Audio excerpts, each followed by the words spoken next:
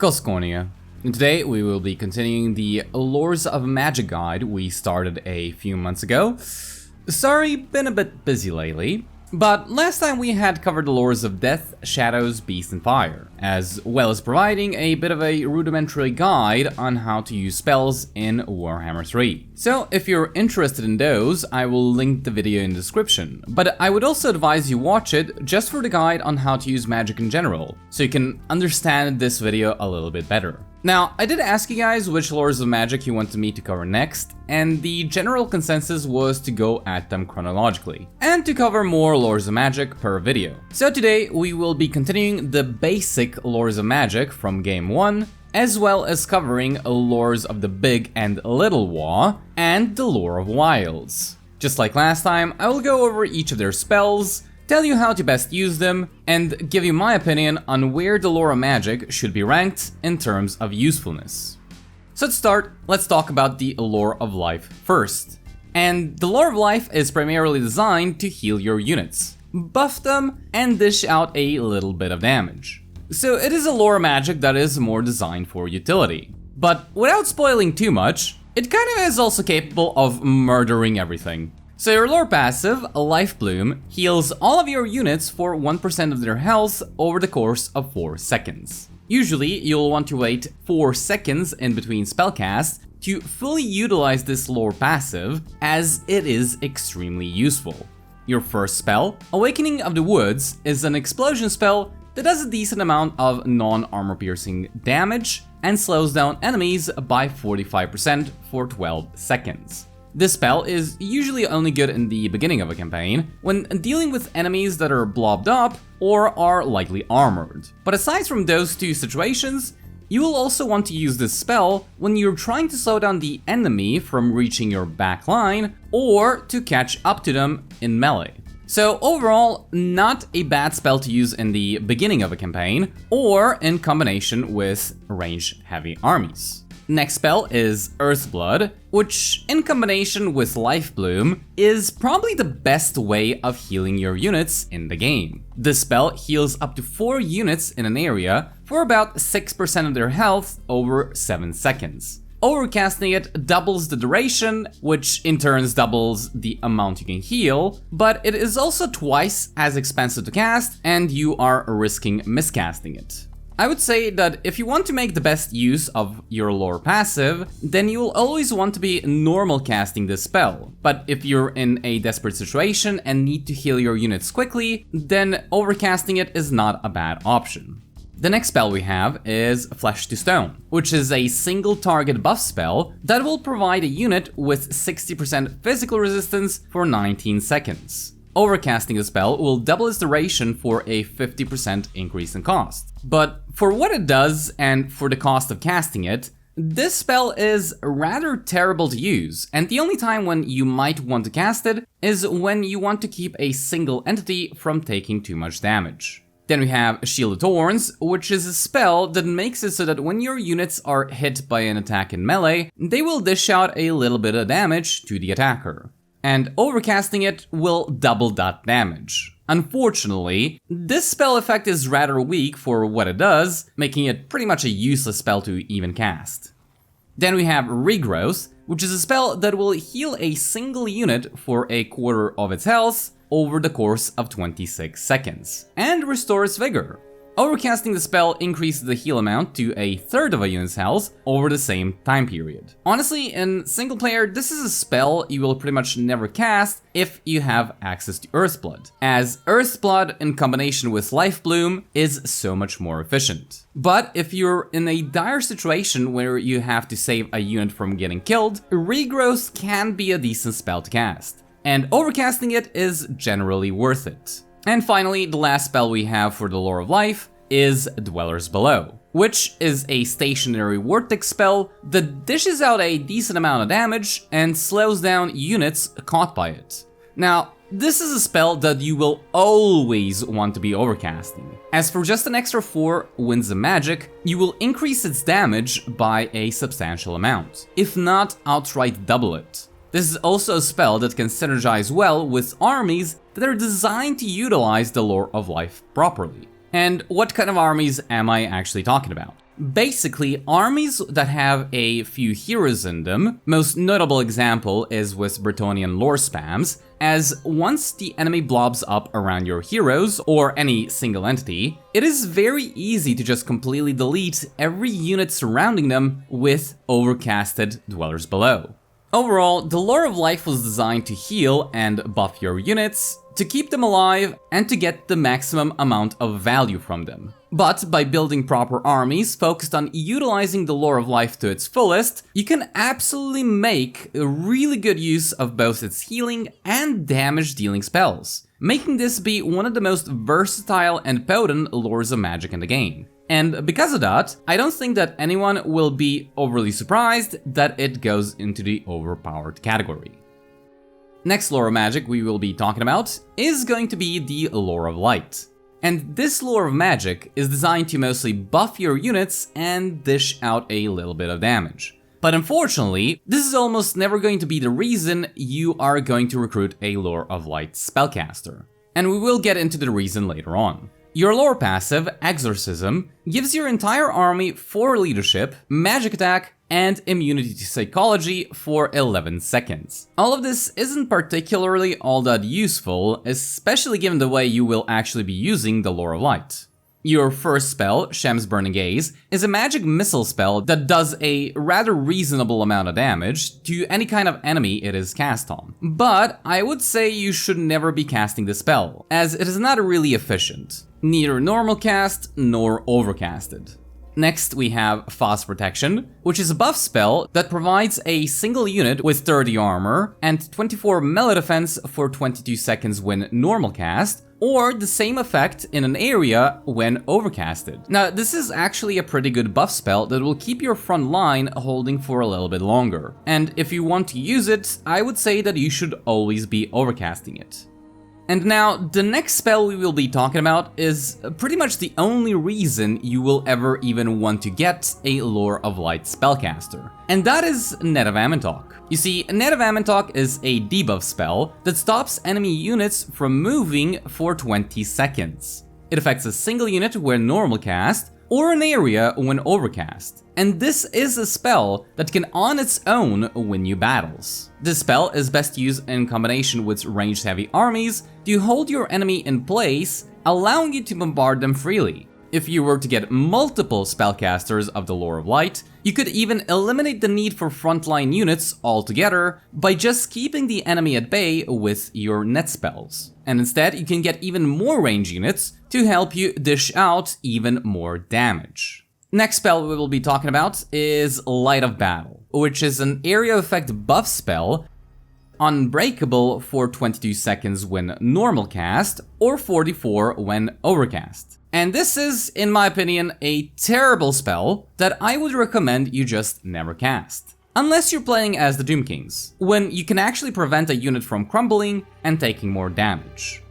Next spell we have is Bjorna's Time Warp, which is a buff spell that increases your melee attack by 24 and speed by 25 in an area for 50 seconds. Overcasting this spell only provides you with a larger area, so in my opinion it is not really worth doing. Now, I personally have never had much success with this spell. The speed part of it makes me want to use it on cavalry units to give it some extra mobility, but the melee attack in that case gets wasted. And if you cast it on a unit that is engaged in melee, well, then the speed buff gets wasted.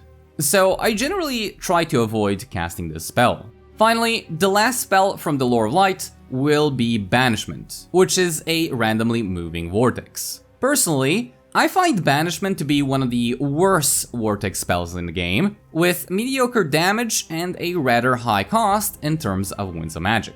Unfortunately, it is your best source of damage against infantry when using the Lore of Light. So if you have no other spell to cast that can dish out good damage, this is pretty much the only thing you can use.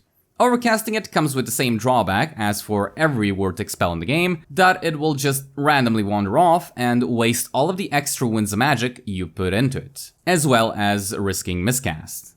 Overall, the Lore of Light isn't an amazing Lore of Magic, and is mediocre on all accounts, whether it be buffing your units or dishing out damage. But as stated previously, this isn't why you get the Lore of Light. Instead, the sole reason why you get it is to be able to cast Net of Ammontok, which is an extremely powerful spell on its own. But if you build your armies around this one spell, well then you can make some really strong combinations. As a standalone Lore of Magic, I would have to place the Lore of Light as mediocre. But by building your armies correctly and utilizing the Net of Ammontok to its fullest, well then the Lore of Light actually becomes a strong Lore of Magic, and one that you will always want to have in your range-heavy armies. Next, let's talk about the Lore of Metal, which is a Lore of Magic primarily designed to dish out a lot of damage, and to debuff your enemy. Your lore passive, Metal Shifting, gives your entire army 12% weapon strength for 13 seconds. Not a bad lore passive to have if you're running a melee-focused army with high amounts of weapon strength already, but aside from that, it is mostly a useless lore passive. Your first spell, Searing Doom, is a bombard spell that dishes out a decent amount of damage in a small area, and overcasting it will increase both the damage and the area it affects. This spell isn't bad at all, and is the main reason why you would even want to get a Lore of Metal caster in the first place. Early on, it can be really good against enemy units that will blob up around your front line, or in defensive sieges, when the enemy blobs up in choke points, allowing you to get the best value from it. I usually don't really find it to be worth overcasting this spell, as I think the best way to use it is continuously, racking up tons of damage over time and not risking miscasting it. But if you are in a hurry to kill an enemy blob, then it can be worth it. Next spell we have will be the Plague of Rust, which is a debuff spell that removes 30 armor from a single enemy unit, or 60 armor when overcast. And I would just recommend you never cast this spell, cause even though it basically costs nothing to cast, it is, in my opinion, not worth it. Then we have Gehenna's Golden Hounds, which is a smaller sized randomly moving vortex that does a decent amount of damage, especially against enemy blobs. Overcasting it will double its duration, but again, it's something I don't really like doing with randomly moving vortexes, as there is a high chance it will just wander off in a random direction. But besides from that, it is not a bad spell to cast at all. Then we have Glittering Robe, which provides 60 armor to a single unit for 44 seconds when normal cast, or in an area when overcast, making it a spell you will always want to be overcasting. Unfortunately, there are very few reasons to cast this spell. In the early game, when most of your units have less than 50 armor, then the spell can help them hold the line for a little bit longer, but later on, when you start getting units that have 80 armor or more, and when the enemy starts getting armor-piercing weapon damage, well, then this spell becomes almost completely worthless to cast. Next spell is going to be Transmutation of Lead, which is a debuff spell that will lower enemy weapon strength by 30% and melee attack by 24% when normal cast, or it will lower enemy weapon strength by 60% when overcast. Honestly, if we're just talking about melee engagements, this spell will actually do a much better job at keeping your frontline alive than Glittering Robes ever could. So overall, not a bad spell to cast if you want to stay alive in a melee engagement, but I would personally still just cast some of your damage spells. As for if you should ever overcast it, well, if the enemy has low weapon strength, then there really is no need to, but if the enemy has a unit, for example like a Chosen, well then you might want to. Finally, the last spell in the Lore of Metal will be the Final Transmutation, which is just an amazing spell to cast when you want to deal with single entities. It is an area of effect direct damage spell that does insane damage versus single entities. But it isn't bad at all when dealing with enemy infantry, so long as you cast it on a large enough blob. If you overcast this spell, you'll basically double the damage by doubling its duration for a 50% increase in cost. Which, well, it is worth it. So I would suggest that you always try to overcast this spell. Overall, the Lore of Metal is best used to dish out as much damage as possible over a prolonged period of time. And even though it has some useful buffs and debuffs, I would advise you avoid casting them.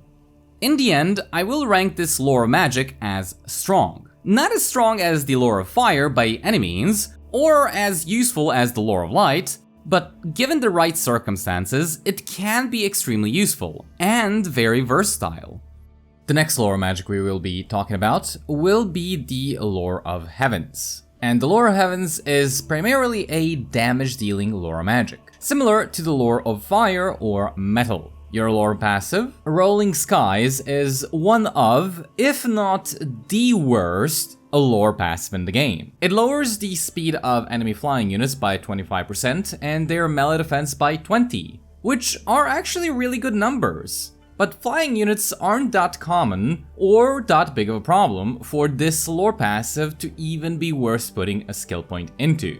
Your first spell, Wind Blast, is a breath spell that does damage in a tear-shaped area. This is a decent enough spell when it comes to dishing out damage to enemies with low armor and lots of tightly packed entities, like for example clan rats. But it is pretty bad versus enemies that have lots of health in their individual models or are in loose formation, like Orc Boys and Saurus Warriors. Overcasting this spell does increase its damage, as well as increasing the amount of armor-piercing damage it does. But I don't really find it to be a spell worth overcasting. It is useful in the beginning of a campaign, but it becomes really bad really fast. The next spell is Harmonic Convergence, which is a single target buff spell that increases your melee attack and melee defense by 24. This is unfortunately not really a good spell to cast, especially since it is single target. But it can be useful for your characters when they're surrounded by enemies or dueling other enemy characters. Overcasting it will just add 30 armor to the effect, which is just never worth doing.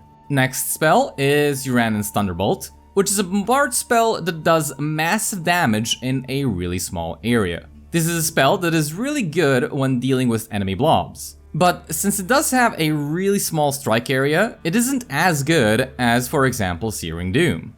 It is, however, really useful when it comes to destroying enemy artillery pieces, but considering how bad the AI is with artillery, I wouldn't really use it for that purpose. Your next spell is Curse of the Midnight Wind, a debuff spell that lowers enemy melee attack by 24 and armor by 30. This isn't a bad spell at all, especially for the Winds of Magic cost. But I usually never really cast this spell, since you can get much better value with your damage spells. But if you want, this is definitely a good spell to cast to support your frontline units, or soften up the enemy for your range units. Overcasting the spell doubles its duration for almost double the Winds of Magic cost, so I would personally not risk the miscast. Next spell is going to be Comet of Kasdora, which is a bombard spell that brings down a literal meteor in the targeted area. This spell is one of the most destructive bombard spells in the game, ideal for deleting enemy blobs. Just make sure to always cast it when the enemy is engaged in melee or tied down so that they don't dodge it. This is also a spell that you absolutely must overcast every time you want to use it, as it doubles its damage for less than 50% increase in cost, and ensures that everything caught by the blast is as good as dead. Finally, the last spell we will be talking about will be Chain Lightning, which is a randomly moving vortex that does a really good amount of damage to enemy units and is relatively cheap to cast. Overall, the Lore of Heavens is basically very similar to the Lore of Fire in the sense that it is designed to dish out as much damage as possible. But unlike the Lore of Fire, it is much more expensive to cast and a lot more situational. I will place it as a strong lore magic to use, but it isn't one you will often get, especially if you have available lores of magic that are much better at doing the same job, or ones that will synergize better with your armies. Now, the next two lores of magic we will be talking about are going to be the lores of the Big and the Little WAAAGH, which are both exclusive to the Greenskins and are the only option you have available to choose from when recruiting your basic spellcaster hero. So, regardless of how useful these lores of magic actually are, you're pretty much always going to have to be recruiting them. So the first of these lores of magic we will be talking about will be the Little WAAAGH, which is a very cheap to cast lore of magic, designed to dish out a little bit of damage and debuff the enemy. Your lore passive, Sneaky Stealing, is however one of the worst lore passive in the game, for single player at the very least.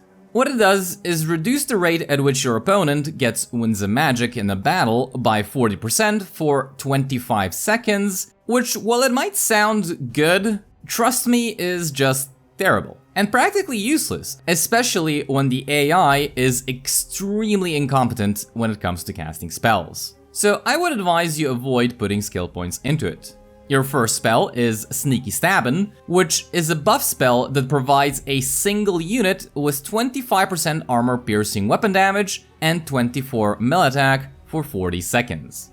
Not a bad spell to cast for its cost, especially on units like Nasty Skulkers with lots of entities and lots of armor piercing weapon strength that can utilize this spell to its fullest. But not a great spell overall.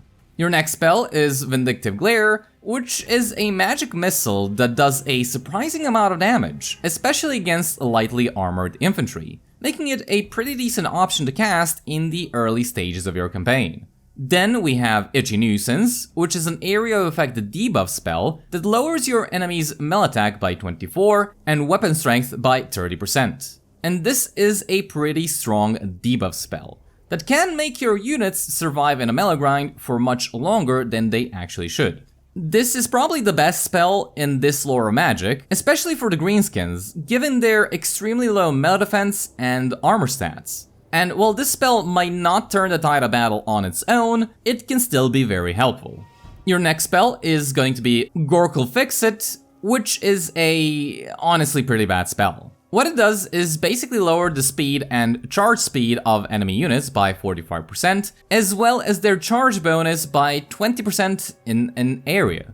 Now, this could actually be a good spell to cast, especially for most range factions in the game, to keep enemy units from charging your back line. But the greenskins don't really focus on using range-heavy armies. As such, they don't really need to worry about the enemy charging at their rear, and will more likely use this spell to get into combat faster. However, the greenskins have many tools available to them to get into melee as quickly as possible. And there aren't many opponents that are able to kite them properly, making this a not so useful spell to cast, as it needs a very specific situation to actually be useful.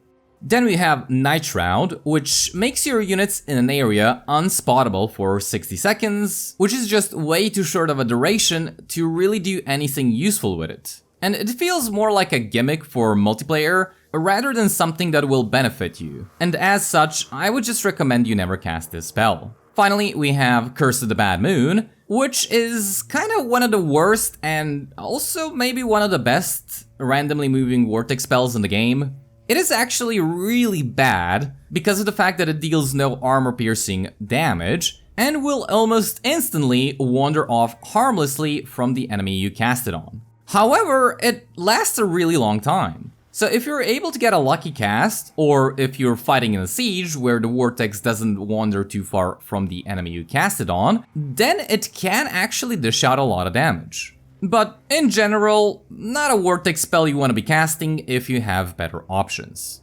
Overall, the lore of the Little WAAAGH does synergize somewhat well with the greenskins playstyle, with good debuffs that can make your melee infantry perform much better than you would expect them to, and a somewhat decent amount of damage built into it. Unfortunately, it isn't at all amazing at doing anything and has very low impact on the battlefield, so I will have to place it as a weak lore of magic. Next up, we have the lore of the Big WAAAGH, which, unlike the lore of the Little WAAAGH, is more focused on dealing damage and buffing your units. Its lore passive is the polar opposite of the Little WAAAGH's passive, as it increases your recharge rate by 80% for 25 seconds. And while this isn't the most impactful lore passive in the game, it is pretty decent to have, especially if you don't have other ways of increasing your recharge rate. Your first spell, Gaze Mook, is very similar to the Vindictive Glare from the Little WAAAGH, where it is a magic missile that does a decent amount of damage to lowly armored enemy units. So good to cast in the early stages of your campaign, but becomes obsolete later on. Your next spell is going to be Brainbuster, which is an explosion spell that does somewhat good damage against enemy infantry with low armor, and is best used when your enemy blobs up. Overcasting it will add 30% more armor-piercing damage to it, which can make it do much more damage than it otherwise would, but I would personally not risk the miscast chance. Next spell we will be talking about is going to be the Fist of Golg, which is a single target buff spell that increases melee attack and melee defense by 24 and provides magic attack. Honestly, this isn't an amazing spell, with a very niche usage, either to help your heroes in duels or to help a unit kill an enemy with lots of physical resistance. But because it costs a lot of Winds of Magic to cast, I would just never cast it. Then we have Headbutt, which is a breath attack with a tear-shaped area of impact that is honestly quite bad to cast. It does cost less Winds of Magic than Brainbuster, but it does feel like it dishes out less damage in turn, especially when it comes to enemy blobs. So unless I'm in a real hurry to dish out damage as quickly as possible, I would just not cast this spell. Next up is Here We Go, which is an area effect buff spell that will increase the melee attack of your units by 40 for 38 seconds. Honestly, one of the best buff spells you're able to have when playing as the Greenskins. The melee attack buff is just insanely high, especially for the amount of Winds of Magic it takes to cast it. Combine this with the fact that the Greenskins have really high weapon strength naturally, means that they will truly start smashing harder than ever before. This spell also synergizes really well with your goblin units, especially Nasty Skulkers, as because of their high model count and weapon strength, they can make amazing use of this spell. Finally, we have the Foot of Golg, which is an explosion spell that basically has Gork show up onto the battlefield and stomp your enemies. This used to be one of the best explosion spells you can cast in the game, with insane amounts of damage. Unfortunately, however, with the changes done to the Greenskins in the Omens of Destruction DLC, this spell is now a shadow of its former self, as it got its damage reduced. This is also a spell that you will always want to be overcasting to make the best use of it. Overall, the Lord of Big Waaagh is a decent lore magic that synergizes well with the Greenskins, with an amazing buff spell and somewhat decent damage. But in general, this is just a mediocre Winds of Magic at best. Next lore magic we will be talking about will be the Lore of Wilds, which is a lore magic that is only available to the Beastmen. This lore magic also focuses on dealing damage as well as buffing your units. Your lore passive, Bestial Surge, gives all of your units 15% charge bonus, and more importantly, recovers your vigor by 1% for 9 seconds. This is a lore passive that synergizes really well with the Beastmen, and considering you have some really cheap spells to cast, you should be always looking to utilize it. Your first spell, Devolve, is a debuff spell that lowers your enemy's speed by 25%, melee attack by 24%, leadership by 8, and does a minuscule amount of damage. It affects only a single unit when normal cast and an area when overcast, making it so that you will usually always want to be overcasting this spell. It is a good spell to cast that will keep your units fighting for a little bit longer, but it isn't anything overly useful. Your next spell, Brace Scream, is a breath attack with a tear-shaped area that is relatively cheap to cast and does mediocre damage, so not really a bad spell to cast. Overcasting it does have it do more damage, proportional to the extra Winds of Magic spent, but I would just avoid the miscast chance. Your next spell, Wild Tide, is an explosion spell that does rather low damage for how much it costs, and overcasting it is even worse. Then we have Traitorkin, which is an area affected damage spell that is supposed to be good against single entities, and it lowers the speed of units caught by it by 25%. Once again, this is a spell I find to be way too costly to cast for the amount of damage it does. Overcasting it does make it do double the damage, but it really isn't worth it in my opinion. Your next spell, Mantle of Gorok, is an area effect buff spell that increases your melee attack by 40 and weapon strength by 50% for 26 seconds, with the drawback of losing 30 armor. Honestly, this spell is basically like Here We Go from the Big WAAAAGH, only on steroids. And the 30 armor trade-off is extremely negligible, since most Beastman units are already glass cannons with very low armor. Overcasting it does double the duration for 80% extra cost, and it is worth doing, but you will have to make a judgment call on when you think you should do it. Finally, the last spell for the Lore of Wilds is Savage Dominion, which is a spell that will summon a Cygor onto the battlefield. 4 to win's a magic cost, and due to the usefulness of the summon, this is probably the best spell in the Lore of Wilds. This summon is one that can dish out insane amounts of damage to enemy infantry, being able to get hundreds of kills if you get lucky. It is also extremely tanky, so summoning it atop of an enemy unit to keep it distracted is always useful. Overall, the Lore of Wilds is a pretty good lore of magic, with some very useful buffs, some minor damage spells, and a very powerful summon. Unfortunately, when compared to the other lores of magic, there really isn't anything that makes the Lore of Wilds stand out, so I will place it as mediocre. And I will say that will have to be enough for this one. If you enjoyed and would like to watch the rest of these, don't forget to subscribe. Thank you all for watching, and until next time. Khorne's horde fights as one.